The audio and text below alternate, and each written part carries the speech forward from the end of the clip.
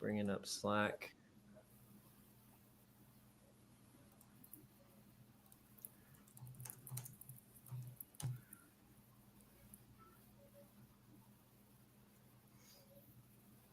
Hey, I think we're live. There you go. If you're watching on LinkedIn, you're watching on YouTube or Facebook, give us a shout in the comments to let us know that all of the technical stuff is working, and we're going to get started. Something's up on LinkedIn. Not yet. We got our producer in the background. Keep reloading mine, but it must be your side. Let me pull it up on my phone. This is the joy of live streaming.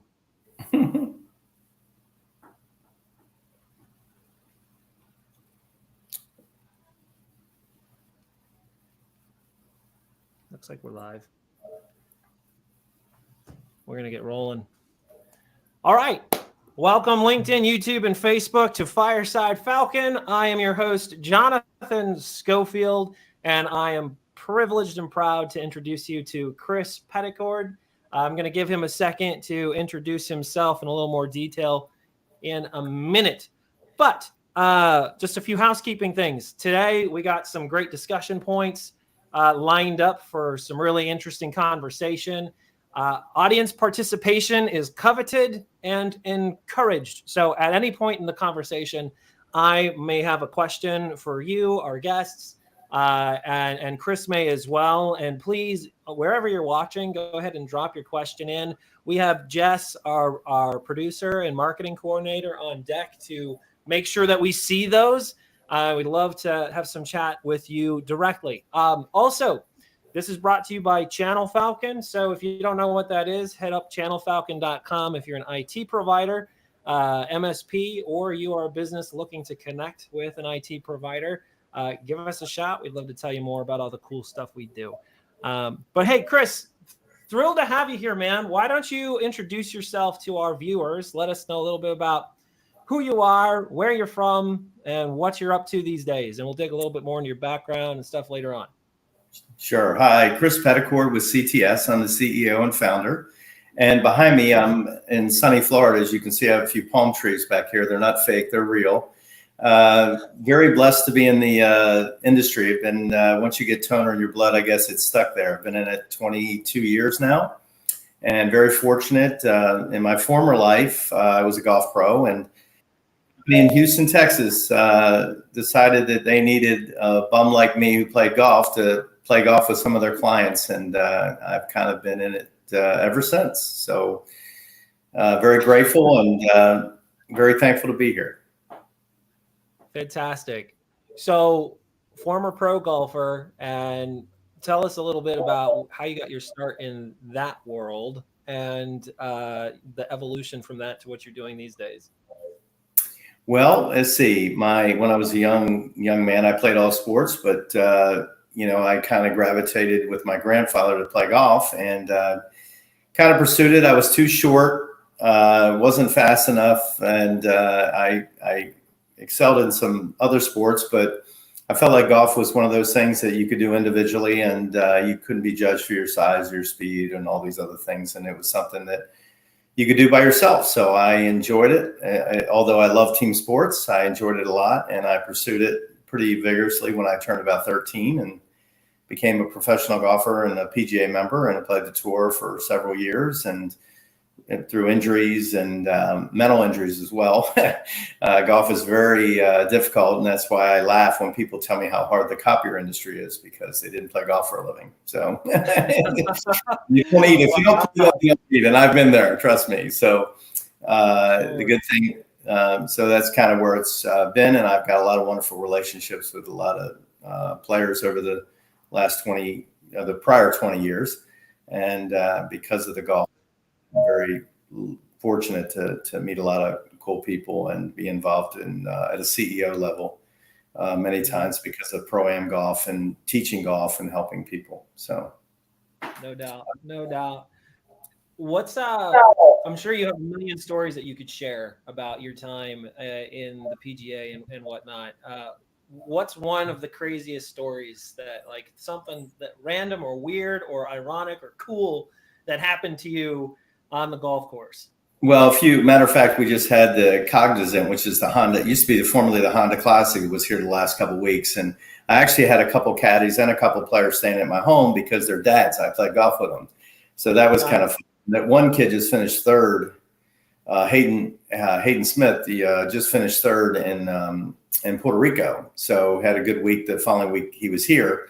But Fred Funk, if you're a golfer, is a well-known golfer and one of my best friends. And I do quite a few charity events a year. And I asked Fred to help me out with a tournament called ARC, which is here in Florida. And it's for special needs. And when you go into our supermarkets, a lot of the employment is done through them.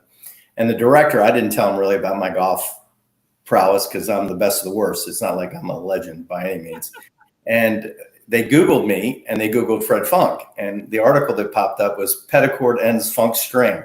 So I won a golf tournament that he had won previous 3 years. And I always tell him it's because I wasn't eligible. But I actually won that next year. I'm quite a bit younger than he is, but I won the tournament to break his strings. So he hates me to this day for that. And he tells everybody about it. And I told him he's only $30 million ahead of me in earnings, so it's okay. Only $3 million. Oh my goodness, that's amazing. That's a cool story. So you still keep a close relationship with a lot of those folks. That's really cool. Oh yeah, absolutely. I actually caddied for Fred last year for Jimmy, roommate, some weeks, and Jim has a tournament called Furyk and Friends, which is on the Champions Tour. Since I'm old, it's all seniors, and so I was up there caddying for Fred during the weekend. It was like a reunion for me. So guys that I used to play with, the Jerry Kellys and all that, and all my practice rounds, I got to see and spend a week with. So it was a blessing, and it was very humbling. And John Daly, who you probably know, was in our group, and I've known John since I was a kid, and he's always a hoot to play with, even though he quits about every other round. But he's a great guy. So it was fun. Love it. So for our viewers' benefit, we probably have quite a mixed bag of people who are joining this or maybe watching it later. There could be a lot of IT providers, MSPs, cybersecurity folks, people in the technology services channel probably are the folks who are watching this mostly. I'm sure they're curious to know, like, what prompts that evolution from pro golfer to the technology space? Now, I know you've shared with me a little bit your story in the past on previous calls we've had together, but tell us how that happened. Yeah, so when I first got in the industry, I was a golf bum basically, and I was hired to come in and play golf with clients to help them acquire business development type job, and I was. The owner happened to love golf. It's the only reason he asked me to work for him because he wanted me to play golf with him. So, but my first week in the industry to kind of share with how I've had some success was I went with his head of sales, and he went out and I watched him present, and I'm a math guy, and I watched the guy and I'm like, it's incredible how much he's lying in the whole deal. And he got the deal. And we got back in the car and we were driving back. He said, "Oh, we got the deal." And he was so excited. I said, "Yeah, but dude, you lied the whole time." He goes, "Oh, you'll never make it in this business if you don't do this, this, and this." I said, "Well, guess what? I guess I'm not going to make it in this business." So what I did over the next few months was I listened to the VP of sales, but I was writing down all the things he was saying that weren't true. And with our business, we have, these lease contracts, and there's a lot of hidden things that the customers don't know. So I would always be a kind of a consumer advocate and tell the customers everything. Right. And if a salesman says this, then ask him this. If a salesman says this, and I built trust, and I've kind of lived by that, and I've been fortunate enough to stay within that. And our business is kind of like used cars. I mean, guys come, they always tell you the great deal they're going to give you and how they're cheaper, and it's just all baloney. A lot of it is. I mean, if it's too good to be true, it always is. And if you have, your business and the people, your competition, it's easier for you to, to explain to a customer and build the trust. It can't be just about price. It can't, because it never is. It's a combination, and that's been my humble opinion about how you sell people and keep them as customers over 20 some years, which I've been very fortunate. to do. What's really refreshing to me about your story is that kind of the catalyst for you where you had this like moment of realization was all around that idea of honesty, dishonesty, and trust. That experience of going out with that rep and you're like, dude, you lied. What's ironic about this and why it's so relevant to the point of discussion for today, I'm pretty active in a lot of online forums where there's a lot of different IT providers that are very active, and it's a recurring theme where I see, local managed print vendor just undercut our pricing by a massive margin and has stolen our IT client. I've seen that more than once. And then I've seen all kinds of discussion around, it's like, well, there's no possible way they can be providing the same level of service and value that we were providing at what they're charging. And so, if for those things to be true, there's that underlying assumption that vendor, that hardware vendor who is dipping their toes into, that managed IT space has got to be cutting corners, or has got to be, maybe like telling some things to the customer that maybe aren't true. And that's certainly not always the case, but that's definitely, and you even acknowledge it yourself, that a lot of hardware slinging folks out there kind of have this reputation of that used car salesman, greasy, can't really be trusted, they're going to do anything to close the deal kind of reputation. And your story is different. Your story is different. It literally starts with you being like calling someone out, saying everything you just said wasn't true. And then they're like, you'll never make it in this business. Here you are. And how long ago was that, Chris? 22 years ago. 22 years ago. I'm sorry. Excuse me. 25 years ago. Golly days. 25. 99. So I wonder what that gentleman would have to say now, 25 years later, if he could see what you've been able to achieve over the course of those following 2.25 decades, right? Or 2.5 decades, building what you've built and doing what you've done. I appreciate that, and I applaud you for it. I have a question for our audience. If you're watching, please let us know. Have you ever felt like there's a vendor or someone that's typically outside of what you would consider your industry that has come in in a threatening way and either attempted to take a client or actually successfully taken a client? Don't necessarily call any names. We'll try and keep this as, but like, have you had that experience? And in your opinion, if you're watching, why were they able to take your client, or why were they not able to take your client? And how does that make you feel around, others in the space? Like, you've heard Chris's story a little bit now. How does that story compare and contrast to your perception of other folks like him? That's a lot to ask you to unpack, but just give us what your thoughts are. While we're waiting for people to engage there, CTS, has it always been printers, copiers? Has it gone through multiple iterations and evolutions? Not too much. We kind of, the name CTS stands for Consulting Technology Solutions. So I kind of came up with the name for a couple of reasons, but I feel like it's our job to help the client, because it's an area of expertise that they've got all these vendors coming at them. And I really take the approach as consulting rather than sales reps. And by doing cost analysis and doing other things, we've been able to kind of make it less salesy, so to speak. And some of the relationships I've had, I have so many IT guys I work with now, and it's my job to make them look good. I'm not there to ever, demean anything they're doing. Matter of fact, I've helped them, on different situations with our people, and we've always made them the expert. We're there to come alongside them with the printing side of things, take it off their plate. They hate printers. Most IT guys don't want anything to do with them.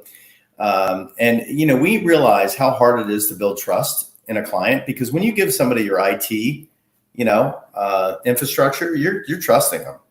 So you'd really have to be deviant or have a bad week, a crash or whatever could possibly, you never know what can happen.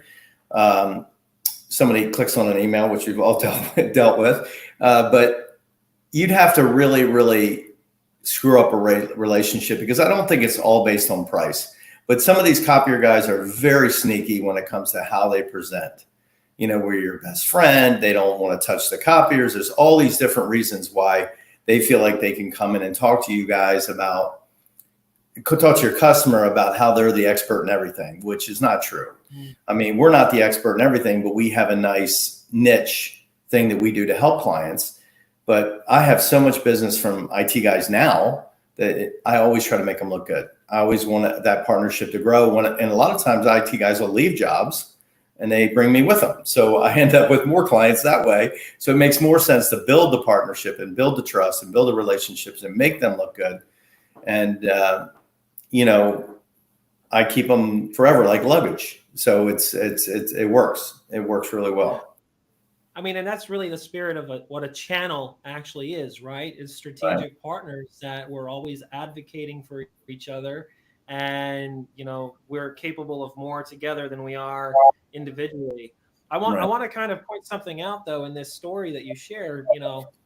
I wager I wasn't really involved in the industry 25 years ago myself personally. I was quite young 25 years ago. 3. I wasn't 3. But I definitely was not in the workforce.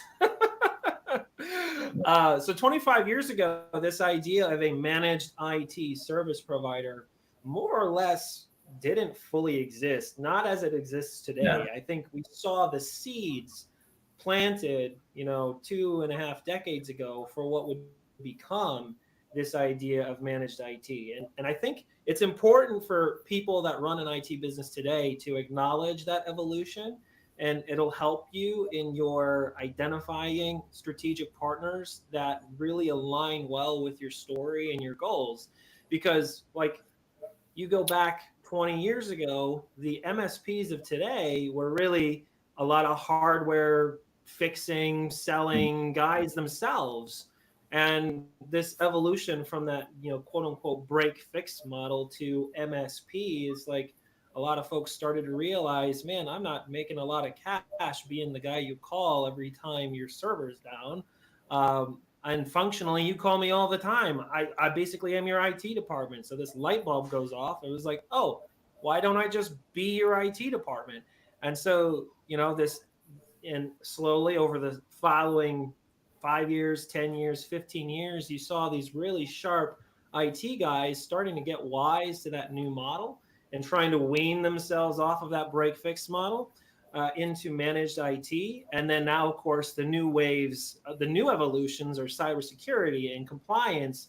And some of these folks are still in the process of fully evolving to fully managed. And now they're having to deal with this new wave.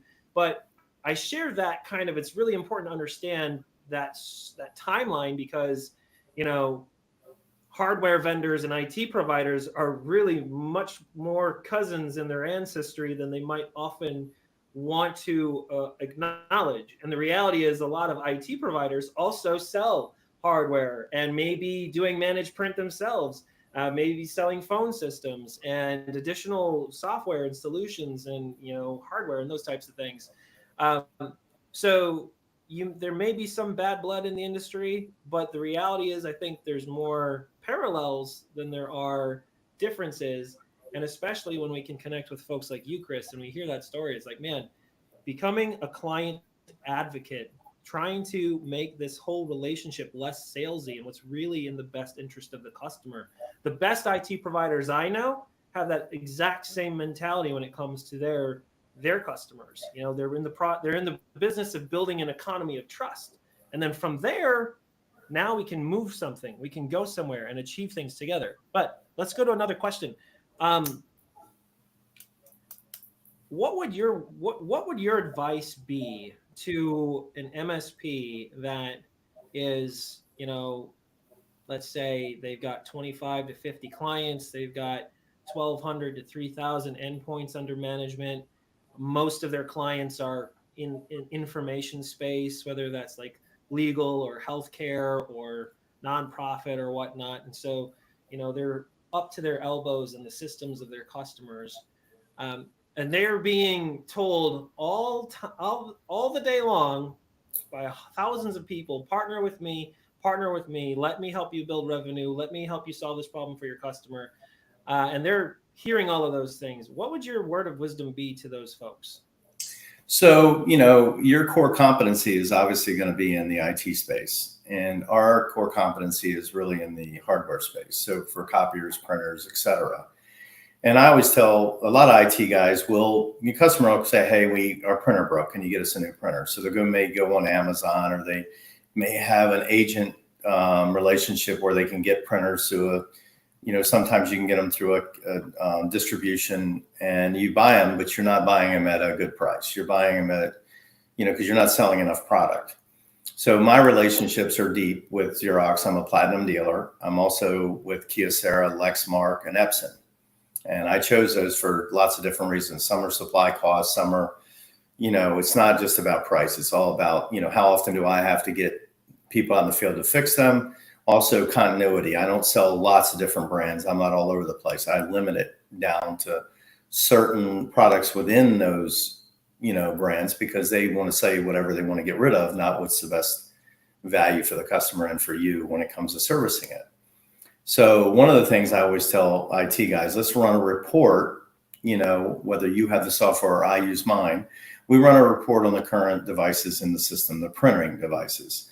And let's see what you're doing, because the customer typically will say, hey, I need a printer. You look for a sale, you look for the cheapest toner, you look for, Amazon, but that's not the best deal. It never is. And what typically happens in these larger accounts is people will go buy a bunch of different printers. There's no continuity, and they end up spending all this money on printers that end up breaking. They got all this toner in the closet, and they end up throwing it away. And they end up with printers they're fixing, not a managed print solution provider like ourselves. So I did an account not too long ago where we have about 300 printers now with them. And they were spending just on ink alone, and now they have 300, but when I started, it was like 150, and they were spending 20-some thousand a month just in ink. And we saved them 10 grand. And we took the IT department, who had to literally every day go out and replace printers because they were cheap. They were HPs and they were junk, and they would break all the time. So and they were flimsy. So these people beat the hell out of them. So they just went through, it was a quagmire. So we got devices that were probably, they retailed for about $1,800. They had printers that were $150, and we saved them $10,000 a month initially, and gave them real printers. And now the IT department didn't fix them. I didn't have to fix them because they were real printers, real drums. The longevity of the drums, the toner, some toners that would do 25,000 clicks before you had to replace them. So, the less often the end user has to touch anything, the better, as we all know, because they break everything. Computers, you name it, they break it. Being able to know what that is and to buy in such bulk that I do, it helps pricing, but it also gives us all margin, because the ink is where all the money is. And, when I can buy it and I can buy the devices and I can take it out of your hand, the labor component goes down, everything goes down, and you guys can focus on what you're great at. And then we can focus on helping you and come alongside and making you look like you're amazing, because we have a partnership, and that's my job, is to make you guys look good. We all work together as a team, and you guys benefited financially from it, because I take care of everybody. We always tell, any client we go into with an IT guy, we say, look, it's my job to save your customer money, one, and two, it is for us to make a nice profit so that we can share. And that's if we do that, everybody wins, and I never lose a referral. And I always keep a relationship and a partnership with other MSPs and whoever. So there's a spectrum, I'm sure, with IT providers. Some of them probably have the hardware situation well in hand for their customers, sure, whether they've got direct to manufacturer relationships or it's through distribution. and others. I want to talk about distribution for a second because I know that's a common approach for a lot of these folks. Is they've got these large corporations that are able to buy at steep discounts, but do those discounts always get passed on to the customer the way that they should be? Support and those things. I'm curious. Um, what is different about working with a company like CTS, because you're obviously way different than like the massive distribution organizations out there? Well, we actually work with, Ingram Micro, Cenex, Tech Data, and those are very popular for people to buy from. And but our pricing is way different. And we work directly with some of the distribution still comes through the major players, but the bottom line is my pricing is 30 to 40 points below a lot of times, sometimes 50 points below what you see in your pricing in Cenex and Ingram and all that other stuff. So there's margin there for everybody. There's room to work. Sometimes it's only 20%, but we don't sell computers. I mean, once in a while we do some custom computers. We sell them out of here. We actually have a guy that builds computers down here that when customers get one, they want more. So that kind of thing. But these are all small. Typically, I think the largest MSP client I even have as far as endpoints is probably 50. But for the most part, we're very limited in that area. It's not our core. Like I said, it's an added value for customers that don't have an IT guy or don't have an MSP. So just, but we're very fortunate because I've been in it so long, and I have quite a few larger accounts where 1,000 employees, 500 employees. So we could never do their managed services. I just can't do it. I'm just not equipped for it. So some of those companies actually have their own IT, and some of them spend enormous amounts of money. And I don't want to cost anybody their job. They wouldn't really need it. They'd be better off with you guys. But and that's also the good thing for us, though, is that we only need to stick with the copiers for the most part. And then when our small client, 3-10 users, we end up doing some IT with them, and it's a win-win for everybody. So, well, I remember when you and I first got connected, I didn't even realize that you were primarily managed print. When I can't even, I think we may have been referred to each other. I don't recall. Yeah. But I kind of challenged you on that at the time. It's like, well, you have some clients you do IT for, and then I said, well, what Channel Falcon does, what I do is we look for opportunities for MSPs and IT providers. So at the time, I was having that conversation with you under the thought process of like, well, this is an MSP and this is an IT provider, and this is what we and when I kind of positioned to you like, hey, let's find you more managed IT deals, you kind of like sat up in your seat and you're like, yeah, no thanks. We're actually less interested in that. We do that for the select few that we have close relationships here with in South Florida. But we are far more interested in collaborating with other MSPs where everybody can win. That's what you shared with me. Would you change anything or about what I said or add to that? We obviously, it's something, like I said, I have an overhead. I have IT guys, but the one thing I did when I hired IT guys, we trained them in copiers. So we trained them to be able to multitask. So we would, we tend to be able to go, and I don't have to send two people to solve a problem. You know what I mean? When it comes to a copier. So that's where I kind of started when we got a few MSP clients, and we're actively, we don't market for it or anything, but we actively, periodically a customer will say, yeah, we don't have an IT person, or, hey, our IT person's, doing a horrible job and we did this and he's never available and this. We'll have that happen very seldom, but it's not a relationship I had. I wouldn't ever go against a guy that I currently work with. And it's usually a new customer that we periodically, that can happen. But our main goal really is to focus on the printers and get to know the IT guy to help him. And the good thing is that when there's a problem, a lot of times people will think it's their computer or their IT guy, or they'll think it's the copier guy. So you need that partnership in order to solve each other's problems, okay? Because nobody wants to fail. Customers want it now. And the good thing is that we can help be an advocate. We can help, when needed, if needed. And the thing is that when it comes to the hardware, that's something I'm equipped for. So I can always manage anything related to the hardware. And the IT, I don't know the infrastructure. I don't have the relationship or the trust built into that client. You do.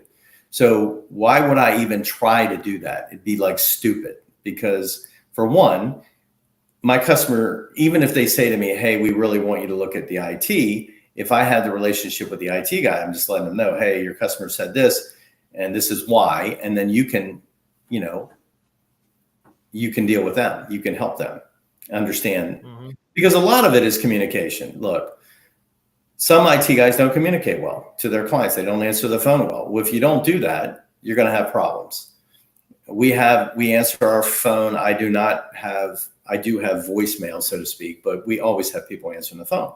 So whether it's your client that's buying copiers from me, I'm answering the phone. If it's an IT related issue, I'm going to call you and say, look, we just got a client on this. Can you take care of it? If it's, hey, it's a hardware issue, we take care of it, period.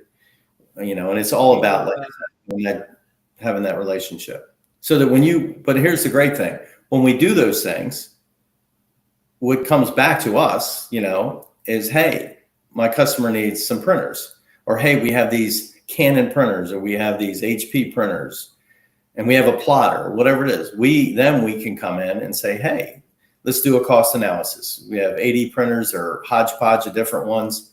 Let's try to put together how much paper they use and how much ink are they going through, and come up with a cost analysis. And that's when everybody wins in my industry.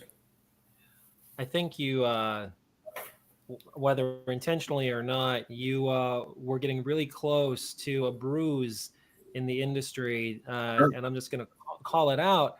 Yeah. You say sometimes IT folks are not the most communicative or not the most responsive. Now, I personally have relationships with really, really great MSPs. Sure. Where they definitely break that stereotype in a tremendous way. But it's also very possible where, man, you might share some of the blame in the customer you lost, because who's the one who answered the phone? Right. And that could be a tough pill that some people watching or listening, they might need to think about swallowing that one. If that's been your experience, like it's like, I don't know, go to like a dating relationship, and it's like you feel like your client left you and they cheated on you with your managed print partner, but the reality is, were you really giving your date the attention that they deserve? Do you really have a sticky and sticky and communicative a relationship as you think that you do, or do they see it the same way? Or when stuff went sideways, who was the one that picked up the phone, and who was the one that actually solved their problem for their customer? So bang up job of communicating. Well, and I know many, and I have several of them down here that I work with. And all I'm saying is, it's a lot of times it could be a buddy who's a school teacher that decides he's now retiring, and he decides he wants to be an IT guy. He's not an MSP, but he's an IT guy. And some of those are the typical challenges, because you guys have all the softwares, you have all the, everything lights up when you have a problem. It's way different, and you don't have to communicate as you used to. It's all evolved, right? It's all changed. But what I'm saying is that we are an advocate. Like, we would go out of our way to make sure that we kept that glue there for you. Okay. Because we realize is that, hey, a lot of times customers are just, they're just not accurate. They don't know what's going on. They just know that their computer's not working in front of them. Yeah. Or their printer's not working. Whether I get blamed, you get blamed, it doesn't matter. Let's just help each other. Let's just help each make other. It work. Yeah. I want to kind of wrap up with just a few thoughts here to kind of tie it all together and just highlight a few of the things that you've called out in our time together this afternoon. I think are really impactful.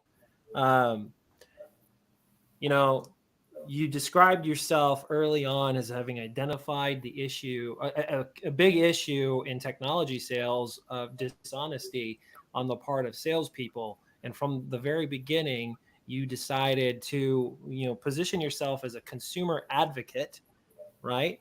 And kind Right. of facilitate trust, and that everything you do is from that, let's get that commission breath out of the way, and let's move beyond that and be like, how can we actually help each other? And that's reinforced, I think, in a lot of the things you shared later and just now about identifying your core competency and figuring out like where are the ways that you can be best and provide the best service and help those around you do the same.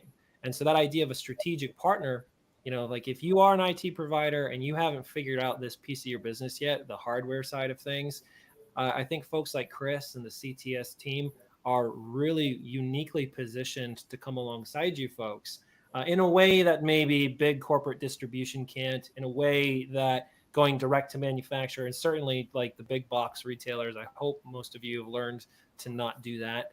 Uh, um, but anyways, that's what I'm hearing: an economy of trust and strategic partnership and core competency and lifting everybody up.